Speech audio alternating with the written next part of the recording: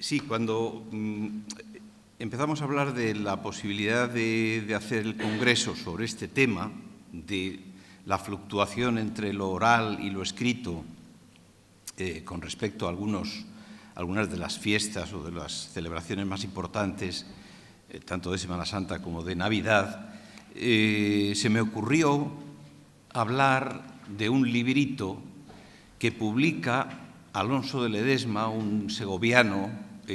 Algunos le consideran el creador del conceptismo, pero que tenía precisamente el interés de que era un libro que contenía algunos títulos de juegos que se hacían la noche de Nochebuena en familia y algunos refranes, algunas adivinanzas, cuentos, etcétera, que sin duda estaban tomados de la tradición oral y que fueron impresos en 1611, precisamente con motivo de la salida de su tercera obra importante. Hizo 2 tomos de conceptos espirituales y el tercero de sus obras, la tercera de sus obras, es esta de los juegos de Nochebuena. Bueno, pues sobre ese tema voy a hablar en esta primera sesión. La palabra juego, en latín jocus, y sus derivaciones etimológicas, como jocundus, por ejemplo, parecen llevar implícito el sentido de diversión. Divertirse significa distraerse, es decir, salir de uno mismo. Verter, con la preposición inseparable di, puede incorporar además el concepto de procedencia, se vierte desde uno mismo, puede significar extensión, uno se amplía o se vierte al exterior y ese contacto con lo externo nos distrae, y puede significar oposición, diverso a uno mismo. En todos los casos, el centro es el individuo y su movimiento, sea físico o mental, y esto conviene no olvidarlo, pues significa que cualquier entretenimiento debe partir del principio o la necesidad del ser humano de salir de sí mismo y relacionarse con los demás. El jocus, que podría circunscribirse solamente al yo, se convierte de esa manera en ludus y adquiere el sentido de un movimiento controlado hacia afuera del que se deriva un pasatiempo. Ese movimiento, esa salida de la individualidad, es a mi juicio una de las características determinantes del verdadero progreso humano, y su revisión o su anulación interesada estarían cuestionando todo el desarrollo del individuo como especie. Para muestra actual que denuncie su utilización desviada basta un botón. No hay más que entrar hoy día en cualquiera de los salones que anuncian con grandes rótulos juegos para comprobar que todos son diversiones individualistas, del mismo modo que lo son casi todos los juegos domésticos con los que se entretienen los niños de hoy. El dato no es desdeñable, pero tampoco es moderno. El robot se vuelve contra su inventor en muchas novelas ya consideradas clásicas. Esta relación del juego con la tradición, es decir, con la parte de la antropología que estudia el cuidado y la atención hacia aquellos aspectos que identifican al individuo como integrante de un grupo social, no es gratuita. El juego es una forma de manifestarse, de expresarse, y como tal conlleva elementos idiosincrásicos, por tanto propios de ese grupo, como pueden ser los aspectos formales y normativos. La diversión y el humor suele llevar casi siempre apellido, lo que indica que ni se divierten con las mismas gracias en todo el mundo, ni se ríen de los mismos chistes todas las mandíbulas. Dentro de otros aspectos más de fondo, cabría hablar de las características generales y particulares de los juegos que los transforman en un remedo de la propia vida del individuo. En efecto, el juego, como el ser humano, necesita de un espacio donde poder desarrollarse. Como el ser humano, también precisa repetir los actos que le caracterizan, esto es, convertir en ritual cíclico aquello que es necesario aprender y practicar. Debe salir del caos primigenio imponiendo unas normas y un orden. Ha de convertir la incertidumbre de la propia vida y del juego en una cualidad potencial. Ha de vivir y jugar para pasar de la potencia al acto. Y por último, ha de saber combinar el tiempo y el espacio adecuadamente para ordenar cualquier tipo de actividad, llámese vida o juego, en unas coordenadas inteligibles. Durante cientos, miles de años, la diversión se conjugó por activa y por pasiva. Por activa, poseyendo ese sentido agonal que Huizinga veía en determinados tipos de juegos con la intención de divertir a otros y como forma de representación o escenificación. Por pasiva, con un carácter lúdico o de actividad, eso sí, pero con la función reflexiva de divertirse uno también. En ambos casos, los orígenes de esa necesidad de jugar se explicarían si reparamos en dos fenómenos importantísimos en el desarrollo de las especies: la simpatía y la selección. La simpatía, del griego simpatheia, es decir, sentir con, no solo implica comunidad o coincidencia de sentimientos, sino relación entre lo que hacemos y su repercusión. Por ejemplo, la imitación que llevaba a cabo el ser humano primitivo de la actividad de algunos animales entraba dentro del juego venatorio o de caza, cuya finalidad era la captura de la pieza. Soñar con un animal parecía ser un buen augurio y tratar de reproducir sus mismos movimientos era un principio para comprenderle y saber cómo reaccionaría ante la persecución. Esa misma simulación se extendía a otras funciones primitivas, como la guerra entre individuos o tribus, cuya preparación por medio de ejercicios marciales también implicaba un acercamiento a esa actividad bélica, tratando de reproducirla. El otro fenómeno, el de la selección, ya fue estudiado con distintos fines por Darwin y Durkheim, deduciéndose de las teorías y conclusiones de ambos antropólogos la idea de que la evolución y el progreso en la Tierra eran el resultado de una lucha constante de las especies por la supervivencia. En esa lucha parece haber o bien una simple demostración de fuerza o valor para intimidar al contrario y disuadirle de un ataque, o bien una competición real en la que se produce un vencedor, un vencido o un empate. Esta palabra precisamente procede del vocablo medieval pata, que significaba igualar a puntos. Pata venía del italiano y quería decir estar en paz, es decir, no vencer ni perder. Toda esta terminología nos remitiría necesariamente a ese pasado bélico de los juegos en el que, por ejemplo, una competición entre dos personas que representasen a dos colectivos ahorraba derramamiento de sangre y sufrimientos inútiles. Pero vayamos directamente al tema de la ponencia, que son los así llamados por su autor, el segoviano Alonso de Ledesma, Juegos de Nochebuena, publicados en 1611. Ledesma es considerado por muchos de sus contemporáneos como un poeta sublime, pero su fama y prestigio van decayendo a medida que avanzan los años y a fines del siglo XIX ya hay algunos autores, en especial determinados hispanistas, que le consideran un poeta mediocre.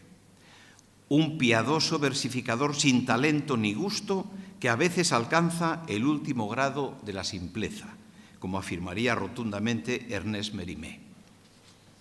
Es curioso, sin embargo, que autores como Gracián, Quevedo, Lope o Cervantes vieran en él a un vate soberbio, más cercano al Olimpo que a la superficie de la tierra.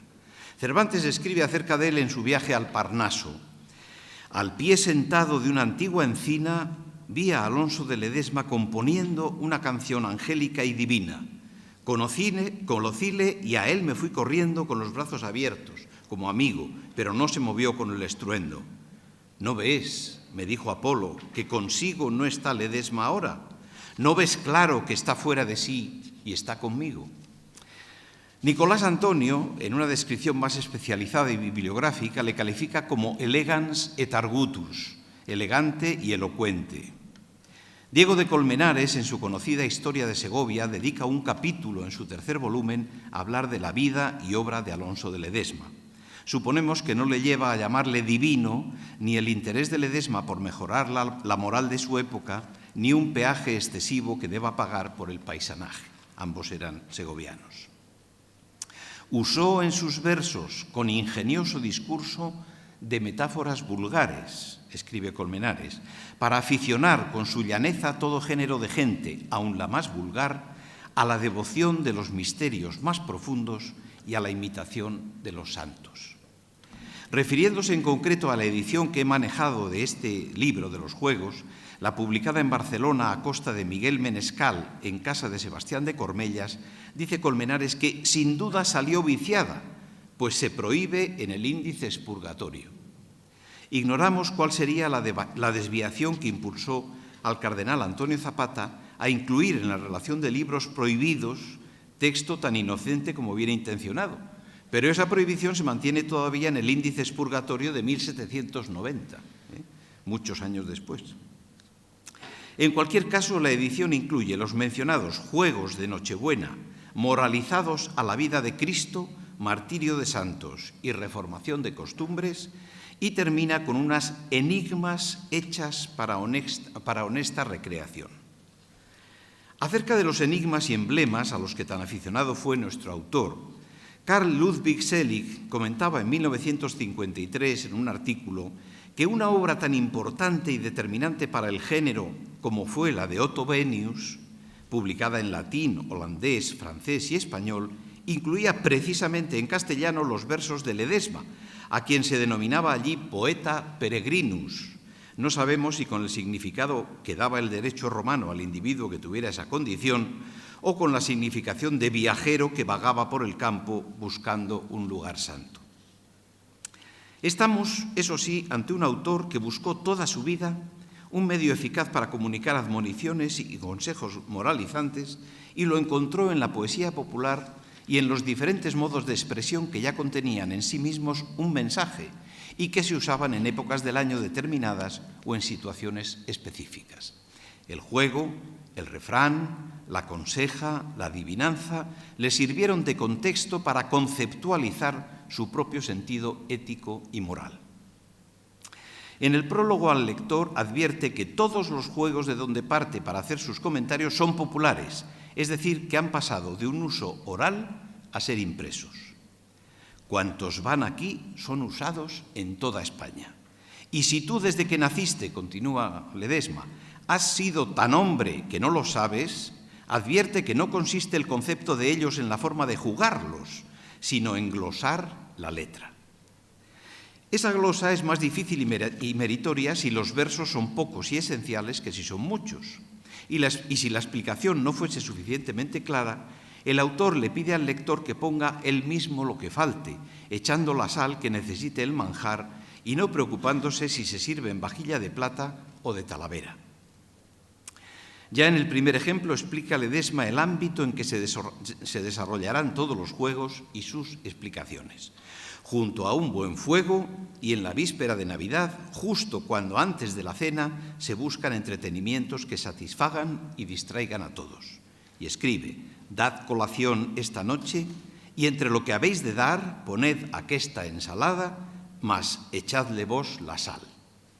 Parece que está invitando a sus lectores a que se conviertan en animadores de los juegos con su propia personalidad e imaginación.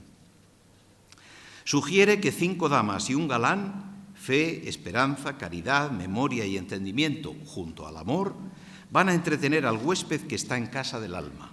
Y lo van a hacer con los conceptos que Ledesma extrae del título de los juegos. Voy a recordar algunos de ellos, por no entretenerme en los 55, que titula de esta forma: ¿qué me los dices? ¿Pares o nones? Se lo dedica a la Santísima Trinidad y es un juego de acertar en romance. Corran caballeros, córranse ellos con cuantos caballeros. Lo dedica al nacimiento de Cristo en redondillas. De codín, de codón, ¿cuántos dedos tienes en tu corazón? A los 10 mandamientos y a los 7 pecados capitales, en romance. ¿Conocéis a la de Perogil, la que tiene la boca así, dedicado a la fealdad de la culpa? Es un juego de mímica en romance. Vestir al soldado, dedicado a las obras de virtud, es un juego de prendas en redondillas. ¿Quién está acá? ¿Quién está allá? Quien entrare lo verá, dedicado a los efectos del amor divino y defectos del amor mundano. Es un juego de adivinar en romance. Mazmorreado me han, compañero, dedicado a la tentación de San Antón, en romance. Sopla, vivo te lo do, para do, dedicado a la presentación del templo. Es un juego de habilidad. No lo pone, pero es romance. Aguinaldo, aguinaldo, que Dios nos dé buen año, a los niños inocentes y a los requiebros del esposo a la esposa, también en romance. Santo Macario, Dios me libre de ti como del diablo, dedicado al hipócrita fingido, en romance. ¿Fue tu padre Amoros? Sí. ¿Matólos a todos? Sí. ¿En qué lo veremos? En los ojos. Es un refrán dedicado a la confesión sacramental en romance. A perro muerto, echadle del huerto. A la culpa de Adán, refrán en romance. ¿Dónde pica la pájara pinta? ¿Dónde pica? Dedicado al Espíritu Santo. Es un juego de manos en redondillas. Los alfileres apunta con cabeza, dedicado a San Pedro crucificado al revés. Un juego de acertar en redondillas. Norabuena venga el buen oficial a la tierra, dedicado al nacimiento de Cristo nuestro Señor y milagros de su vida. Es un refrán en 4 romances. Saca ruin y mete bueno, a la perfección de los apóstoles y elección de San Matías, refrán en romance. Kikiriki, calla bobo, que no es para ti, dedicado a la negación y conversión de San Pedro, un refrán en redondillas. Arráncate nabo, que buen azadón traigo, a la muerte del pecador. Cocorrón, cocorrón, ¿está acá tu Señor? Es otro lo sabe, dedicado a la gracia, en un romance también. Caracol, col, col, saca tus hijuelos al rayo de sol, dedicado al mal estado de un pecador. Es un juego para jugar al acabar de llover, en romance. ¿En qué estás, compañero? En penas, pues sácote de ellas, a la brevedad de la vida y miserias de ella. Es un juego de balancín, en 2 romances. Vente a mí, torillo osquillo, toro bravo, vente a mí, dedicado a los 7 pecados mortales. Es un juego de pillar, en romance. El bien se vende por onzas y el mal por arrobas, a los cortos bienes y largos males de esta vida. Otro refrán en romance. Bien, son 55 ejemplos en los que ya a simple vista percibimos una variedad de géneros y de formas poéticas con las que sin duda Ledesma quiere seguir la máxima horaciana de instruir, en este caso aconsejar, deleitando. A mi parecer hay entre todos los ejemplos 39 juegos de muy diversa factura, de prendas, de movimiento, de habilidad, de manos, de competición, etc., 10 refranes o frases proverbiales, 2 adivinanzas, con el comienzo qué es cosa y cosa, y 3 canciones, 2 de ellas con mímica, y un cuento, que viene muy a propósito para la teoría de este congreso. La tradición oral tiene una permanente relación con la imprenta y todo lo que se imprime sirve después para ser leído y recitado, entrando así de nuevo en el cauce amplio y acogedor de la oralidad. La diversidad que observamos en los ejemplos no implica heterogeneidad. Hay en toda la selección de Ledesma una coherencia, tal vez inexplicable a la luz de las normas de la tradición, esa tradición que parecía entregar sin preguntar, pero razonable para la mentalidad moderna en que analizamos los comportamientos y nos entregamos a la tarea de explicar por qué funcionan o han funcionado tan bien determinados temas a lo largo del tiempo en la transmisión popular, o sea, en la comunicación. De ese modo se comprende y explica cómo una canción ha atravesado los siglos haciendo un uso racional del lenguaje y adaptándose a los ámbitos psicomotor, cognitivo o relacional. Por razones de tiempo voy a recurrir solo a explicar 2 de los ejemplos, que además se supone que tendrían acompañamientos musicales, lo cual me les atrae mucho más a mi terreno. Un aguinaldo y un juego cantado. El primero se desarrollaba en el ámbito público, en la calle o en el interior de algunas casas vecinales, y el segundo habitualmente en la cocina. Ledesma nos desvela en el primer caso el texto de alguna de esas cancioncillas con que los niños amenizaban la petición de aguinaldo. Aguinaldo, aguinaldo, que Dios nos dé buen año, o estas puertas son de pino, o estas puertas son de acero y aquí vive un caballero, o aquellas que aludían a la solicitud de permiso para entrar en la casa de los vecinos pidiendo la apertura de las puertas, estrofas que han llegado a nuestros días con idéntica función, más algunas otras que no incluye Ledesma y que mencionan en versiones orales más modernas la red o redecilla que había de echarse por encima de San Simón para que la niña que vive dentro de la casa saque voluntariamente la comida solicitada, o alguna, en fin, que menciona el cuchillo con que van a partir aquella parte de la matanza que los cantores van pidiendo en sus versos. Por lo general, y aunque el aguinaldo no suele ofrecer una estructura musical ni literaria específica, la canción que acompaña el rito tiene 3 partes. Petición de permiso para cantar, que se inicia con alguna de las fórmulas mencionadas, estas puertas son de pino, etc., desarrollo de alguna copla o texto narrativo tipo romance, con un apéndice final en que se demanda aguinaldo, aunque sea poco, y finalmente la despedida. Naturalmente, por la fecha del año en que se hacía la cuestación, lo recolectado por los cantores, niños o quintos, por lo común, solían ser productos de matanza, huevos o frutos secos. Ledesma pone la glosa a lo divino en forma de romance con los siguientes versos. Escuchad, dulce memoria, los gritos y los golpazos de los niños inocentes que van pidiendo aguinaldo. A puertas de Herodes llegan, mas este desventurado antes les querrá quitar en lugar de darles algo. Si es el agua en la Escritura símbolo de los trabajos, apartaros de su puerta porque quiere bautizaros. Y si nueces y piñones es colación de muchachos, guardad todos vuestras nueces, que os las quitará el tirano. Id a puertas de Dios niño, que es rico y puede dar harto, que el mundo, como está viejo, es fuerza que sea un avaro. Cantad, niños, a dos voces vuestros tonos regalados, pues os hizo la edad tiples y el martirio con trabajos. Si hacer mal al pequeñuelo, dice allá el profeta santo, que le da a Dios en los ojos, bien sentirá esos porrazos. Y si el golpe del martirio en su puerta suena tanto, al son de sus dulces ecos, le podéis estar cantando aguinaldo, que Dios nos dé buen año. Pedid, niños, colación al Señor de cielo y tierra, pues veis que Herodes os cierra las puertas del corazón. Y pues tenéis ocasión, decid a este cetrino, estas puertas son de pino, aquí vive un gran judío. Si me decís que es gentil, digo que es su natural, gentil en lo criminal y judío en lo civil. Y pues ha muerto a 100.000 por tener a un niño miedo, con razón decirle puedo, a lo menos en el brío, aquí mora un gran judío.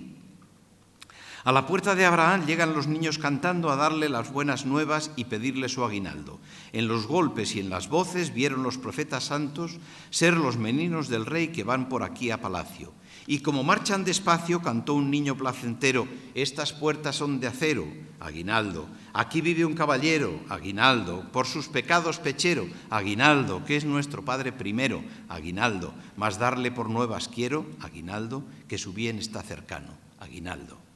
Los golpes que el pobre da la vez que a tu puerta llama, es Dios que pide aguinaldo, dásele con mano franca. 2 aldabas tiene Dios para llamar en tu casa, una es el palo del pobre, otra la inspiración santa. Agora llama con esta, y porque mejor le abras entre golpes y requiebros, te dice aquestas palabras. Ábreme, esposa cara, de par en par la puerta de tu alma. A puertas del corazón a llamar de nuevo pasa, cuyos golpes de conciencia le sirven a Dios de aldaba. Oh, qué bien se echa de ver en el modo con que llama, que va a dar y no a pedir quien da tantas aldabadas. Aprende de mí, le dice, a responder con más gracia, pues ves que a un golpe de pechos te bajo a abrir mis entrañas. Ábreme, esposa cara, de par en par las puertas de tu alma. Tú forjaste de tu hierro sirviendo el pecho de fragua, el aldaba con que cierras a Dios las puertas de casa. Con lo que se llama y cierra, llamamos todos aldabas, y parece impropiamente por ser cosas tan contrarias. Mas en estas puertas vivas con gran propiedad se habla, pues la aldaba con que cierras es con la que Dios te llama. Ábreme, esposa cara, de par en par las puertas de tu alma. Es hielo, nieve y granizo tus culpas amontonadas, y todas aquestas nieves sobre tu cabeza cargan. Qué maravilla que hiele a do la caridad falta, y su dorada cabeza la traiga llena de escarcha. Mira cómo te convida con músicas regaladas, y entre sus dulces cantares te ha compuesto esta tonada. Ábreme, esposa cara, de par en par las puertas de tu alma. Si por descalza la dejas, mal te excusas si no bajas, que antes quiere que su esposa ande del todo descalza. Bájale descalza a abrir, que no es cortesía humana de que guardes más tus pies que Dios su cabeza guarda. Tantas aldabadas juntas, epílogo del que llama, es señal que se despide. Baja presto, no se vaya. Ábreme, esposa cara, de par en par las puertas de tu alma. Vemos que Ledesma divide en 2 partes su glosa. Menciona en la primera aquellas frases que recuerdan al lector la costumbre del aguinaldo y utiliza la segunda para desarrollar el concepto de la puerta cerrada, el corazón, que debe abrir el alma cuando Dios llame a ella con la aldaba del golpe de conciencia. El autor aprovecha además la palabra aldaba para mostrar la aparente contradicción de sus significados. Es la pieza con la que se llama, para que nos abran la puerta, y es también un cerrojo con el que se cierra. La dilogía le sirve para rematar su ejemplo. El segundo juego es el bien conocido Decodín, Decodón, ¿cuántos dedos tienes en tu corazón?, que Ledesma dedica a los 10 mandamientos y a los 7 pecados mortales. Son los dedos de las manos un símbolo verdadero de los mandamientos santos, brazos del místico cuerpo. Y de aquí pienso que vino el decir con juramento, trabándose dos las palmas, por estos 10 mandamientos.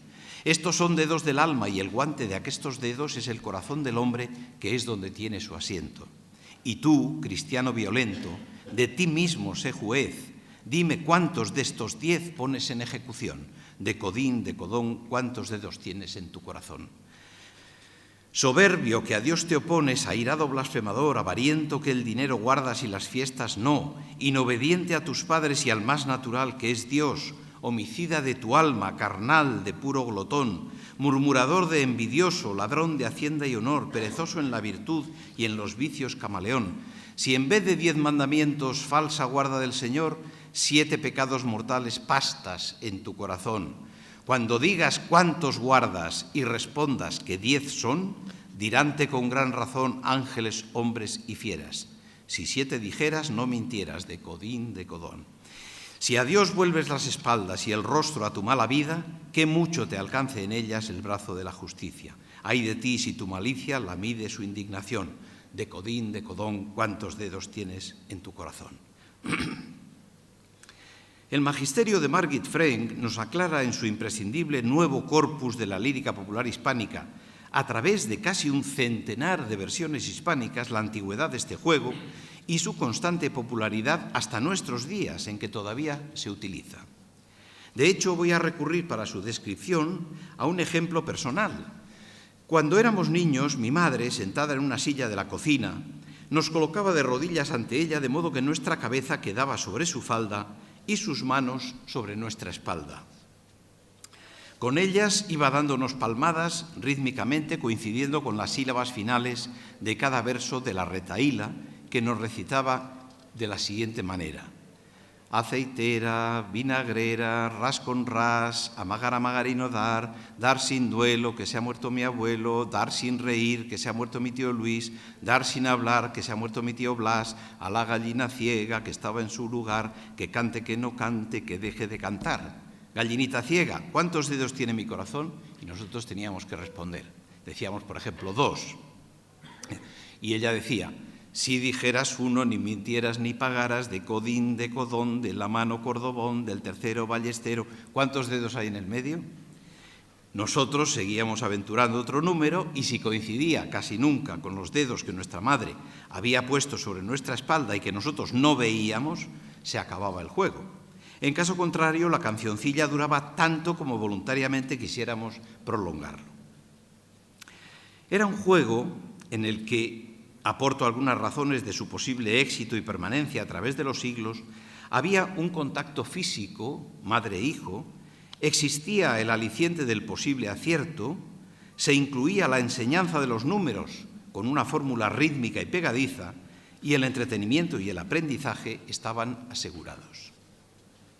Rodríguez Marín, al comentar en un artículo sobre los juegos infantiles del siglo XVI, el juego del recotín-recotán vuelve la mano atrás, muy parecido a este que acabo de comentar, dice que el juego de recotín-recotán es primo segundo, por lo menos, del de aserrín-aserrán. En aserrín-aserrán, la madre, teniendo al niño a horcajadas sobre sus piernas, le imprime un insistente y rítmico movimiento de vaivén, como el que se da a la sierra. En recotín-recotán y sus similares decodín-decodón, trico-trico-tricotrán, pim, pam, cunillam, de petín, de petán, etc., acompáñase con estos vocablos imitativos el ritmo del repetido golpear sobre la espalda del muchacho que tuvo la mala suerte de no poder endosar a otro la china. La descripción del juego, parecida a la que recuerdo de mi propia casa, dice así, escribe Rodríguez Marín: echada la china entre varios muchachos, se arrodilla aquel a quien le toca metiendo la cara entre los muslos de quien hace de madre y tapados, por tanto, los ojos. Los demás, uno tras otro, van cabalgando sobre él y dándole alternativamente en la espalda con el puño y con el codo, al compás de los versos recitan la formulilla. Si el golpeado no acierta el número de dedos que muestra el que le dio los golpes, este recita la segunda parte, si tantos dijeras, etc. Y pasa otro muchacho a darle el recotín. Si acierta, queda libre y el cabalgante ocupa su puesto. A veces no se pregunta por el número de dedos, sino por la figura que se representa con la mano que se pone encima de la espalda. Recotín, recotán, de la vera, vera van, del palacio a la cocina, ¿qué tiene la espalda encima? Y figura o una campana, con la mano ahuecada y vuelta la palma hacia abajo, o una caldera, si la vuelve hacia arriba, o un martillo, si muestra el puño, o unas tijeras, si encogiendo los demás dedos extiende el índice y el de en medio. No acertando viene la consabida rectificación. Si hubieras dicho martillo, no pasaras tanto mal como tienes que pasar, recotín, recotán, etcétera, etcétera. Bien, resumiendo. Alonso de Ledesma, escritor religioso y conceptista, a caballo entre los siglos XVI y XVII, tras publicar 2 tomos sobre conceptos espirituales, aborda en otro, el tercero de su autoría, titulado Juegos de Nochebuena, la costumbre popular de practicar algunos pasatiempos verbales antes de la cena familiar de la Nochebuena. Usando el título de algunos entretenimientos de muchachos, o recurriendo a fórmulas que los definían, o aludiendo a refranes bien conocidos, va haciendo unas glosas que en ocasiones se basan en las descripciones del propio juego o refrán con finalidad didáctica o moral. Casi todos los juegos que menciona habían aparecido en obras poéticas o de prosa de autores anteriores a la fecha de 1611 en que aparece el texto, pero hay algunos en particular cuyo título o descripción se imprime por primera vez, ayudando a comparar textos o contribuyendo a averiguar el origen y uso de los mismos. Muchas gracias.